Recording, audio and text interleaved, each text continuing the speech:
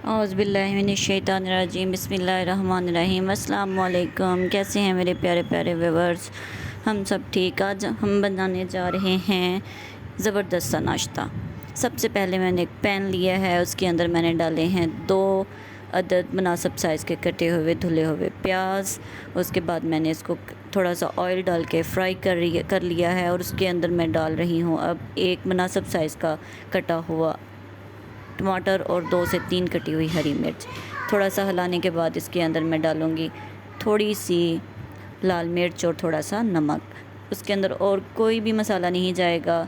थोड़ी सी देर में जैसे ये थोड़ा सा पक जाएगा, साथ ही मैं सिर्फ़ और सिर्फ एक अंडा डाल दूँगी। अंडा डालने के बाद इसको फ़ौरन से हिलाना नहीं है, ज़ोर ज़ोर से बस हल्का सा हिलाना है। हिलाने के बाद जब थोड़ा सा अंडा पक जाएगा, पकने के बाद मैं इसको सही तरह से हिलाकर इसको थोड़ा सा 1.5 मिनट पका लूँगी।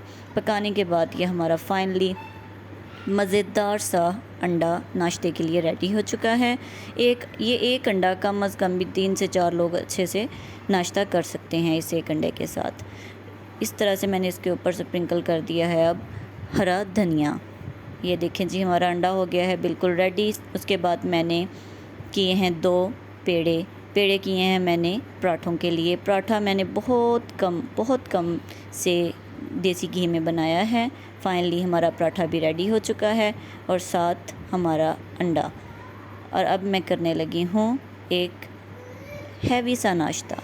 बहुत इजीली, बहुत अच्छे से ये फ़ौरन से झटपट ये वाला नाश्ता रेडी हो जाता है। आप लाज़मी ट्राई कीजिएगा और लाज़मी कमेंट कीजिएगा। मेरे चैनल को सब्सक्राइब कीजिएगा।